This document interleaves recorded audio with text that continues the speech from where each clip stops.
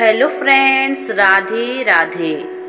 आप सभी का बांके बिहारी आशीर्वाद चैनल में स्वागत है। आज की इस वीडियो में हम सुनेंगे निर्जला एकादशी की व्रत कथा यानी भीमसेनी एकादशी की कहानी। ज्येष्ठ मास के शुक्ल पक्ष की एकादशी सभी एकादशियों में से सबसे बड़ी होती है। यह एकादशी निर्जला रखी जाती है, यानी बिना जल ग्रहण किए हुए इस व्रत का पारण किया जाता है। निर्जला एकादशी बिना कहानी के अधूरी मानी जाती है। जो महिलाएं या जो पुरुष निर्जला एकादशी का व्रत करते हैं और कहानी नहीं सुनते हैं, उन्हें व्रत का फल नहीं मिलता है। कोई भी व्रत हो, कहानी का सुनना अति आवश्यक होता है।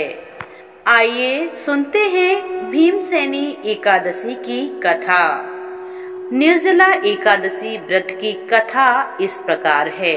भीमसेन व्यास जी से कहने लगे कि हे पितामह, भ्राता युधिष्ठिर, माता कुंती, द्रौपदी, अर्जुन, नकुल और सहदेव आदि सब एकादशी का व्रत करने को कहते हैं, परंतु महाराज मैं उनसे कहता हूँ कि भाई मैं भगवान की शक्ति पूजा आदि तो कर सकता हूँ, दान भी दे सकता हूँ, परंतु भोजन के बिना नहीं रह सकता। इस पर व्यास जी कहने लगे, हे भीमसेन, यदि तुम नरक को बुरा और स्वर्ग को अच्छा समझते हो तो प्रतिमाह की दोनों एकादशियों को अन्न मत खाया करो। भीम कहने लगे, हे पितामह, मैं तो पहले ही कह चुका हूँ कि मैं भूख सहन नहीं कर सकता। यदि वर्ष भर में कोई एक ही व्रत हो वह मैं रख सकता हूँ, क्योंकि मेरे पेट में बर्क नामक वाली यज्ञनी है, सो मैं भोजन किए बिना नहीं रह सकता।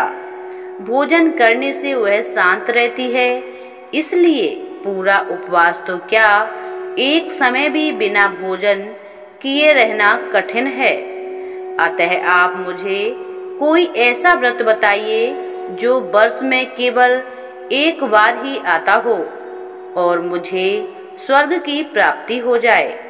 श्री व्यास जी कहने लगे, हे पुत्र, बड़े बड़े ऋषियों ने बहुत शास्त्र आदि बनाए हैं, जिनसे बिना धन के थोड़े परिश्रम से ही स्वर्ग की प्राप्ति हो सकती है। इस प्रकार शास्त्रों में दोनों पक्षों की एकादशी का व्रत मुक्ति के लिए रखा जाता है। व्यास जी के वचन सुनकर भीमसेन नरक में जाने के नाम से भयभीत हो गए और कांपकर कहने लगे कि अब क्या करूं? मास में 2 व्रत तो मैं नहीं कर सकता। हाँ, वर्ष में एक व्रत करने का प्रयत्न अवश्य कर सकता हूँ। अतः वर्ष में एक दिन व्रत करने से यदि मेरी मुक्ति हो जाएगी तो मैं व्रत रख लूंगा। यह सुनकर व्यास जी कहने लगे, वृषभ और मिथुन की संक्रांति के बीच ज्येष्ठ मास के शुक्ल पक्ष की जो एकादशी आती है उसका नाम निर्जला है। तुम उस एकादशी का व्रत करो। इस एकादशी के व्रत में स्नान और आचमन के सिवा जल वर्जित है। आचमन में 6 मासे से अधिक जल नहीं होना चाहिए, अन्यथा वह मद्यपान के सदृश हो जाता है। इस दिन भोजन नहीं करना चाहिए, क्योंकि भोजन करने से व्रत नष्ट हो जाता है। यदि एकादशी को सूर्योदय से लेकर द्वादशी के सूर्योदय तक जल ग्रहण ना करो तो उसे सारी एकादशियों का फल प्राप्त होता है। द्वादशी को सूर्योदय से पहले उठकर स्नान आदि करके ब्राह्मणों को दान आदि देना चाहिए। इसके पश्चात भूखे और सतपात्र ब्राह्मण को भोजन कराकर फिर आप भोजन कर लेना चाहिए। इसका फल पूरे एक वर्ष की संपूर्ण एकादशियों के बराबर होता है। व्यास जी कहने लगे, हे भीमसेन, यह मुझको स्वयं भगवान ने बताया है। इस एकादशी का पुण्य समस्त तीर्थों और दानों से अधिक है। केवल एक दिन मनुष्य निर्जल रहने से पापों से मुक्त हो जाता है। जो मनुष्य निर्जला एकादशी का व्रत करते, उनकी मृत्यु के समय यमदूत आकर उन्हें नहीं घेरते। भगवान के पार्षद उसे पुष्पक विमान में बिठाकर स्वर्ग ले जाते हैं।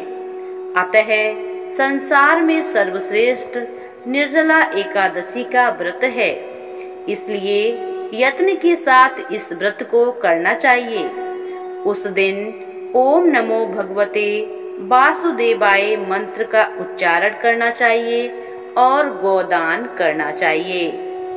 इस प्रकार व्यास जी की आज्ञानुसार भीमसेन ने इस व्रत को किया। इसलिए इस एकादशी को भीमसेनी या पांडव एकादशी भी कहते हैं। निर्जला व्रत करने से पूर्व भगवान से प्रार्थना करें कि हे भगवान, आज मैं निर्जला व्रत कर रही हूँ। दूसरे दिन भोजन करूंगी। मैं इस व्रत को श्रद्धा पूर्वक करूंगी। अतः आपकी कृपा से मेरे सब पाप नष्ट हो जाएं। इस दिन जल से भरा हुआ एक घड़ा दान कर देना चाहिए। और जो इस दिन यज्ञादि करते हैं, उनका फल तो वर्णन ही नहीं किया जा सकता। इस एकादशी के व्रत से मनुष्य विष्णु लोक को प्राप्त होता है। जो मनुष्य इस दिन अन्न खाते हैं, वे अंत में नरक में जाते हैं। तो ये है निर्जला एकादशी की व्रत कथा। जो लोग निर्जला एकादशी का व्रत करते हैं, उनको कहानी पढ़नी चाहिए या सुननी चाहिए। तो ये कहानी आप लोगों को कैसी लगी, हमें कमेंट करके जरूर बताइएगा। चैनल पर पहली बार आए हैं तो हमारे चैनल को सब्सक्राइब जरूर करें।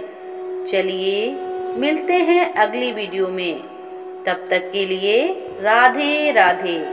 और आप सभी को निर्जला एकादशी की हार्दिक शुभकामनाएं। ओम नमो भगवते वासुदेवाय। हेलो।